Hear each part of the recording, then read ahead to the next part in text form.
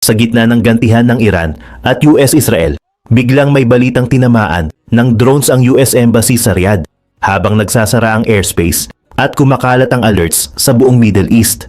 Kasabay nito, tumigil ang galaw sa Strait of Hormuz at daan-daang barko ang nagaantay dahil sobrang risky na tumawid, kaya tumatalon ang oil at shipping costs. At habang nagkakagulo sa ground at dagat, Russia at China nagkaroon ng urgent calls para sa coordination sa Iran crisis. Ito na ba yung punto na hindi lang Middle East ang maapektuhan, kundi buong mundo? Bago tayo magumpisa, baka pwede pa like ng video na ito. Malaking bagay na to sa aming mga content creators. Maraming salamat po.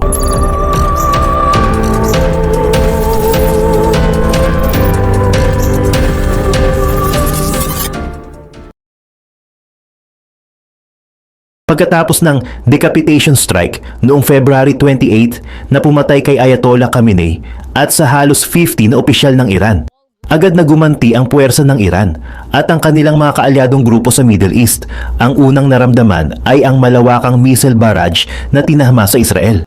Sa Tel Aviv, hindi kinaya ng Iron Dome defense system na harahangin ang lahat ng projectiles. Kaya may mga missiles na direktang tumama sa mga residential buildings. Dahil dito, kinumpirma ng mga otoridad na may 12 sibilyan na ang namatay at marami ang sugatan sa loob mismo ng lungsod. Ang mga tao ay inutusang manatili sa mga bomb shelters dahil sa paulit-ulit na tunog ng mga sirena sa buong bansa. Hindi lang sa Israel huminto ang Iran. Idinamay na rin nila ang mga kalapit na bansa sa Gulf region na itinuturing nilang kasabwat ng Amerika o nag-host ng mga US military bases. Sa Dubai at Abu Dhabi, nagpalipad ang Iran ng mga drones na tumama sa mga sikat na hotels at malapit sa mga matatayog na gusali. Ang Dubai International Airport at Abu Dhabi Airport ay nakaranas din ng pinsala mula sa mga drone strikes na ito. Kaya libu-libong flights ang agad na kinansila at maraming pasahero ang natrap sa loob. Sa Kuwait, naging magulo ang sitwasyon sa himpapawid. May 3 US fighter jets ang bumagsak matapos silang tamaan ng missile defense system ng Kuwait. Ayon sa Pentagon, ito ay isang kaso ng friendly fire dahil sa kalituhan sa radar kung kaibigan o kaaway ang lumilipad na aircraft. Bagamat nakaligtas ang mga piloto matapos mag-eject, nagdulot ito ng matinding tensyon sa pagitan ng mga magkakaalyadong bansa. Lumawak din ang alerto sa Qatar at Bahrain. Sa Qatar, nagkaroon ng dogfight o bakbakan sa himpapawid matapos harangin ng Qatari military ang mga Iranian fighter jets na pumasok sa kanilang airspace. Sa Bahrain naman, ang mga residential high-rise buildings ay tinamaan din ng mga Iranian drones na nagresulta sa pagkasira ng mga ari-arian. Dahil sa bilis ng pagkalat ng mga atake, ang buong Middle East ay idineklara na bilang isang combat area o zone ng aktibong giyera. Ang layunin ng Iran sa mga ataking ito ay bigyan ng pressure ang Amerika na itigil ang Operation Epic Fury sa pamamagitan ng pag-atake sa kanilang mga regional partners at economic hubs. Kasunod ng mga sabog sa Tel Aviv at Dubai, ang tensyon ay mabilis na gumapang patungong Saudi Arabia, partikular na sa puso ng kanilang capital na Riyadh. Sa gitna ng gabi, bumasag sa katahimikan ang ugong ng 2 Iranian suicide drones na direktang tumama sa compound ng US Embassy. Ayon sa mga nakasaksi, nagkaroon ng malakas na pagsabog at apoy sa paligid ng pasilidad, kaya agad na nagkagulo ang mga security forces sa diplomatic quarter. Bagamat mabilis na naapula ang sunog at minor damage lang ang natamo ng gusali, ang mensahe ng Iran ay malinaw. Wala nang ligtas na lugar para sa mga American missions sa buong rehiyon. Dahil sa insidenteng ito, hindi na nag-aksaya ng oras ang US State Department at agad na naglabas ng ordered departure. Ibig sabihin, sa pilitan ng pinalikas ang lahat ng non-emergency personnel at ang kani-kanilang mga pamilya hindi lang sa Saudi Arabia, kundi pati na rin sa mga karatig bansa na Bahrain at Jordan. Ang mga American citizens na nananatili pa sa Riyadh ay nakatanggap ng mga urgent emergency alerts sa kanilang mga phone na nag-uutos sa kanila na iwasan ang paligid ng embassy at manatili muna sa loob ng kanilang mga tahanan o hotel rooms dahil sa banta ng follow-up strikes. Nagdulot ito ng matinding kaba maging sa mga Pilipinong nagtatrabaho malapit sa Riyadh Diplomatic Quarter. Maraming OFWs ang biglang nag-alala dahil ang Saudi Arabia na dati ay itinuturing na safe haven kumpara sa ibang bahagi ng Gulf ay direktang target na rin ngayon ng Iran. Ang mga kalsada patungo sa embahada ay hinarangan ng mga Saudi security forces at naging limitado ang galaw ng mga sibilyan sa paligid. Ang biglaang avoid advisory na ito ay nagpapakita na ang diplomatic immunity ay hindi na sapat na proteksyon sa gitna ng Operation Epic Fury at ang bawat bansa sa paligid ay kailangan ng maghanda sa mas malala pang destabilization. Habang nagkakagulo sa Riyadh, ang mga radar ng militar ay patuloy na nakatutok sa himpapawid dahil sa report na may mga drones pang namataan na posibleng patungo sa iba pang Western interests. Ang bilis ng pagbabago ng sitwasyon ay nagpapatunay na ang giyera ay hindi na lang limitado sa borders ng Iran at Israel, kundi isa na itong malawakang pangangaso sa mga target ng Amerika sa buong Arab world. Habang nakatutok ang mga radar sa Riyadh at iba pang bahagi ng Middle East, ang krisis ay hindi na lang nanatili sa larangan ng digmaan. Pumasok na ito sa pinakamataas na antas ng pandaigdigang politika. Dahil sa banta na tuluyang gumuho ang rehimen sa Tehran matapos ang decapitation strike, agad na kumilos ang dalawang pinakamalakas na kaalyado ng Iran, ang Russia at China. Nagkaroon ng isang urgent at seryosong phone call sa pagitan ni Russian Foreign Minister Sergey Lavrov at Chinese Foreign Minister Wang Yi para pag-usapan ang kanilang shared stance laban sa ginagawa ng US at Israel. Sa tawag na ito, mariing kinondena ng Moscow at Beijing ang pagpatay kay Ayatollah Khamenei na tinawag nilang isang cynical violation ng international law at soberanya ng isang bansa. Para sa Russia, hindi lang ito usapin ng diplomasya. Nakataya rito ang kanilang bilyon-bilyong dolyar na investment sa mga nuclear reactors, transport corridors at energy ventures sa loob ng Iran.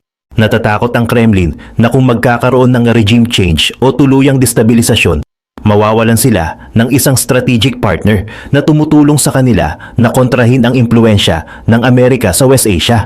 Sariwa pa sa kanilang isipan ang pagbagsak ni Bashar al-Assad sa Syria noong 2024 at ayaw nilang maulit ang ganoong klaseng pagkatalo sa Iran. Ang China naman ay mas lalong nababahala dahil sa kanilang economic lifeline. Sa kasalukuyan, binibili ng Beijing ang halos 90% ng oil exports ng Iran. At ang Tehran ang nagsisilbing pangunahing bagsakan ng kanilang mga manufactured goods. Kung magpapatuloy ang giyera, nanganganib ang kanilang energy security at ang katatagan ng kanilang ekonomiya na umaasa sa murang langis mula sa Persian Gulf. Binigyang diin ni Wang Yi na hindi katanggap-tanggap ang pag-atake habang may nagaganap na negosasyon at nagbabala sila na ang anumang political shockwaves mula sa pagkamatay ng Iranian leadership ay magdudulot ng malawakang gulo sa pandaigdigang merkado. Dahil dito, ang dalawang bansa ay nagsimula ng maglunsad ng matinding diplomatic pressure sa United Nations at iba pang international bodies. Nag-warning sila na hindi sila mananatiling spectators lamang kung itutuloy ng US ang Operation Epic Fury hanggang sa tuluyang anihilasyon ng Iranian state. Ang koordinasyong ito ni Putin at Xi Jinping ay nagdagdag ng bagong layer ng panganib sa sitwasyon dahil ang isang regional conflict ay mabilis nang nagiging isang great power confrontation na maaaring humantong sa isang mas malawak at mas madugong pandaigdigang krisis. Dahil sa matinding pressure mula sa Russia at China at ang lumalalang bakbakan sa himpapawid, ang pinakaimportanteng daluyan ng langis sa mundo, ang Strait of Hormuz, ay tuluyan ng huminto ang daloy. Sa loob lamang ng ilang oras matapos ang banta ng Iran na susunugin ang anumang barkong dadaan, naging parang parking lot ang karagatan sa West Asia. Sa kasalukuyan, mahigit 250 na higanting barko ang nakatigil at hindi makagalaw. May 150 tankers ang naka-anchor sa loob ng Persian Gulf malapit sa Iraq, Saudi Arabia at Qatar, habang 100 pa ang naghihintay sa labas ng strait sa may UAE at Oman. Ang dahilan ng freeze na ito ay hindi lang ang takot sa missiles, kundi ang biglaang pagbagsak ng insurance market. Maraming global insurers ang nag-cancel na ng kanilang mga contracts dahil sa sobrang taas ng risk. Ang war risk premium o ang dagdag na bayad para sa seguridad ng barko sa combat zone ay tumalon ng mahigit 30%. Ang isang barko na dati ay nagbabayad ng $250,000 para sa isang biyahe ay kailangan na ngayong maglabas ng $375,000. Dahil sa laki ng halagang ito, mas pinili ng mga shipping companies na mag-anchor muna kaysa makipagsapalaran sa gitna ng Operation Epic Fury. Hindi lang langis ang karga ng mga barkong ito. Marami sa kanila ay container ships na may dalang electronics, auto parts at mga pagkain na dapat ay papunta sa iba't ibang panig ng mundo. Ang bawat oras na nakatigil ang mga barkong ito ay nangangahulugan ng bilyon-bilyong dolyar na lugi at matinding delay sa global supply chain.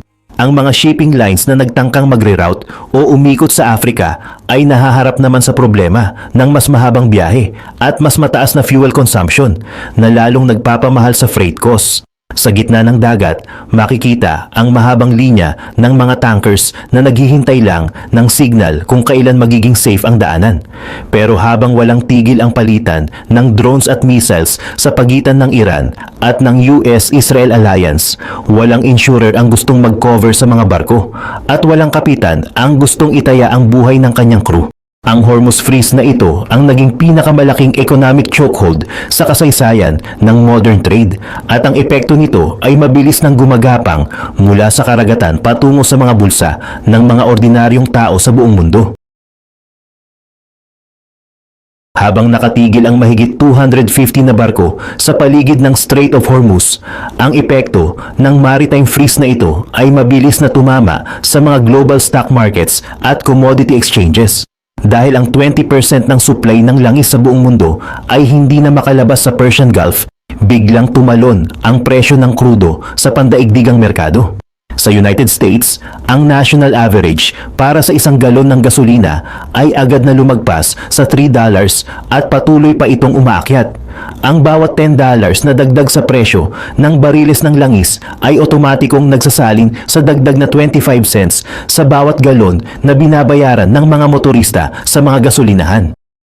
Dahil sa takot sa total energy collapse, nagkaroon ng emergency meeting ang OPEC Plus noong nakaraang linggo. Sa pagtatangkang pakalmahin ang merkado, nag-anunsyo sila ng dagdag na production quota na 206,000 barrels per day simula ngayong April. Pero ayon sa mga financial analysts, ang hakbang na ito ay damage control lamang at hindi sapat para punan ang bilyon-bilyong dolyar na halaga ng langis na kasalukuyang nakastock sa mga nakaparadang tankers sa Hormuz. Ang kakulangan sa supply ay lalo pang pinalala ng mga nasunog na oil fields sa Saudi Arabia matapos ang mga naunang drone strikes ng Iran. Hindi lang ang presyo ng krudo ang tumataas, maging ang freight costs o ang bayad sa pagbiyahe ng mga kargamento ay biglang sumipa.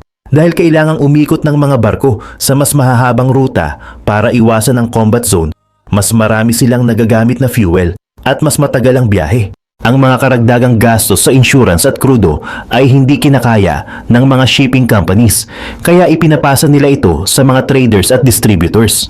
Sa huli, ang mga consumer ang sumasalo ng bigat nito sa pamamagitan ng mas mahal na presyo ng electronics, auto parts at maging ng mga pangunahing bilihin tulad ng pagkain. Sa puntong ito, ang krisis ay hindi na lang usapin ng mga missiles at drones. Naging labanan na ito para sa economic survival. Ang bawat bansa, lalo na ang mga umaasa sa importasyon ng langis, ay naghahanap na ngayon ng mga alternatibong mapagkukunan habang ang kanilang mga national reserves ay mabilis na nababawasan. Ang volatility na ito sa presyo ng langis ay nagsisilbing economic bomb na sumasabog sa mga supermarket at gasolinahan sa iba't ibang panig ng mundo, habang ang Operation Epic Fury ay patuloy na nagpapahirap sa normal na takbo ng global trade. Dahil sa mabilis na pag-akyat ng presyo ng krudo at ang panganib sa mga oil fields, ang atensyon ng Philippine government ay agad na napunta sa kaligtasan ng mahigit 2.5 milyong overseas Filipino workers OFWs sa rehiyon. Sa huling tala ng Department of Migrant Workers, DMW, umabot na sa mahigit 1,400 na Pilipino ang formal na humiling ng repatriation o ang agarang pagpapauwi sa Pilipinas. Ang bulto ng mga requests na ito ay nanggagaling sa mga residenteng nasa Dubai, Abu Dhabi at Israel. mga lugar na direktang tinamaan ng mga drone at missile strikes sa mga nakaraang araw. Gayunpaman, ang pagpapauwi sa kanila ay naging isang malaking logistical nightmare para sa Administrasyong Marcos. Ayon sa pahayag ng Pangulo matapos ang isang emergency cabinet meeting, bagamat handa ang gobyerno na magpadala ng mga aircraft para sa evacuation, ang mga major airports sa UAE at Kuwait ay nananatiling sarado o limitado ang operasyon dahil sa mga natamong pinsala at sa idineklarang no-fly zones. Dahil ang buong rehiyon ay itinuturing na aktibong combat area, ang anumang civilian flight na papasok ay nanganganib na tamaan ng missiles o maging biktima ng friendly fire sa gitna ng gulo sa himpapawid. Sa kasalukuyan, ang utos ng gobyerno sa mga Pinoy ay stay put at manatili sa kanilang mga safe zones o shelters hanggang sa magkaroon ng mas ligtas na bintana para sa pag-alis. Ang mga flight cancellations ay hindi lang limitado sa mga papuntang Pilipinas, pati ang mga transit routes na karaniwang ginagamit ng mga OFW ay putol na rin. Dahil sa pag-atake sa mga commercial hubs, ang mga exit routes na dati ay madaling madaanan ay naging barado. Kaya ang mga Pilipinong nagnanais tumakas sa gulo ay tila na-trap sa loob ng kani-kanilang mga tinitirhan. Sinusubukan na ngayon ng Department of Foreign Affairs, DFA, na makipag-ugnayan sa mga karatig bansa para makahanap ng alternatibong land routes o bus evacuations patungo sa mas tahimik na mga border. Pero ang banta ng mga drones sa mga highway ay isa ring malaking balakid. Ang bawat oras na lumilipas ay lalong nagpapataas sa kaba ng mga pamilya sa Pilipinas na naghihintay ng balita, habang ang gobyerno ay naghahanap ng paraan kung paano itatawid ang mga kababayan natin sa gitna ng naglalakihang no-fly zones at saradong mga paliparan. Habang ang mga kababayan natin sa Middle East ay naghihintay ng ligtas na ruta pa uwi, ang epekto ng krisis ay nagsimula nang gumapang sa loob mismo ng ekonomiya ng Pilipinas. Ang Bangko Sentral ng Pilipinas, BSP, at ang Department of Finance ay kasalukuyang nasa high alert dahil sa posibleng pag-alog ng value ng Philippine peso laban sa US dollar. Dahil ang Middle East ang pinagmumulan ng malaking bahagi ng remittances ng bansa. Ang anumang disruption sa trabaho at bank operations sa mga apektadong lugar gaya ng Dubai at Riyadh ay direktang nagpapababa sa daloy ng dolyar na pumapasok sa ating bansa. Bukod sa palitan ng pera, ang pinakamalaking banta sa mga ordinaryong pamilyang Pilipino ay ang tinatawag na lag effect ng mataas na presyo ng langis sa world market. Bagamat may mga imbak pang supply, ang mga local oil companies, inaasahan na sa mga susunod na linggo ay magkakaroon ng sunod-sunod na big-time oil price hike sa mga gasolinahan sa bansa. Kapag tumaas ang presyo ng krudo at gasolina, automatic na susunod ang pagtaas ng operational costs ng mga transportasyon at manufacturing plants. Nakalaunan ay ipapasa sa presyo ng mga pangunahing bilihin gaya ng bigas, delata at iba pang consumer goods. Binabantayan din ng gobyerno ang galaw ng inflation rate dahil sa sipa ng freight at insurance costs na tinalakay sa mga naunang kaganapan sa Hormuz. Dahil ang Pilipinas ay umaasa rin sa mga imported na materyales para sa construction at electronics. Ang pagbagal ng shipping sa West Asia ay nagdudulot ng scarcity o kakulangan sa supply, na lalong nagpapamahal sa mga gamit sa hardware at appliances. Ang Armed Forces of the Philippines, AFP, ay tiniyak na walang direktang military threat sa seguridad ng Republika. Pero inamin nila na ang economic sense ng giyerang ito ang tunay na kalaban ng bawat Pilipino sa ngayon. Sa mga palengke at supermarket, nagsimula na ang agam-agam ng mga mamimili. Kaya ang Department of Trade and Industry, DTI, ay naghigpit na sa pagbabantay laban sa mga mapagsamantalang negosyante na posibleng mag-hoarding o magtaas ng presyo ng walang kaukulang abiso. Ang buong bansa ay tila nakikipagkarera sa oras habang sinusubukan ng gobyerno na protektahan ang kabuhayan ng mga OFW. Kailangan din nilang siguraduhin na hindi lulubog ang purchasing power ng mga pamilyang narito sa Pilipinas na umaasa sa bawat sentimo ng pinapadalang remittance mula sa gitna ng nagbabagang Middle East. Habang ang bawat sentimo ng remittance ay binibilang sa mga palengke ng Maynila, ang malaking tanong na naiiwan sa ere ay kung kailan ba talaga hihinto ang apoy sa Middle East. Sa kasalukuyan, wala pang malinaw na sagot. Ayon sa pinakahuling briefing ni President Trump, ang Operation Epic Fury ay nasa gitna pa lamang ng itinakdang timeline at posibleng tumindi pa ang mga hardest hits sa mga susunod na araw, partikular na sa mga nuclear sites ng Iran. Ibig sabihin, ang mga no-fly zones at ang pagkaka-standstill ng mga barko sa Hormuz ay mananatiling bahagi ng ating new normal sa mga darating pang linggo. Ang hinahanap na safe window para sa 1,400 na Pilipinong humihiling ng repatriation ay nakadepende na ngayon sa magiging resulta ng diplomatic pressure mula sa Russia at China. Kung magkakaroon ng kahit panandali ang ceasefire para sa humanitarian reasons, doon pa lang makakakilos ang DMW at DFA para sa isang malawakang evacuation. Pero hanggat hindi nagkakasundo ang mga superpower sa United Nations, ang risk level para sa mga OFW ay mananatiling critical. Ang bawat pamilyang Pilipino ay pinapayuhan na maging handa sa mas matagal pang paghihintay at magtipid sa gitna ng inaasahang pagtaas ng presyo ng bilihin na dulot ng shipping delays. Sa huli, ang kwentong ito ay hindi pa tapos. Ang susunod na mga kabanata ay isusulat na ng mga desisyon sa Washington, Tehran at Moscow, habang ang Pilipinas naman ay nananatiling nakaabang at nakaredy sa anumang bugso ng gulo. Ang seguridad ng ating republika sa military sense ay ligtas, pero ang ating ekonomiya at ang buhay ng ating mga modern-day heroes ay nakatali pa rin sa bawat pagsabog na nagaganap libu-libong kilometro ang layo mula sa ating pampang. Sa ngayon, ang tanging magagawa ay ang magmanman, mag-ingat at umasa na ang susunod na balita ay hindi na tungkol sa bagong atake, kundi tungkol sa pagbubukas ng mga paliparan at ang ligtas na pag-uwi ng ating mga kababayan.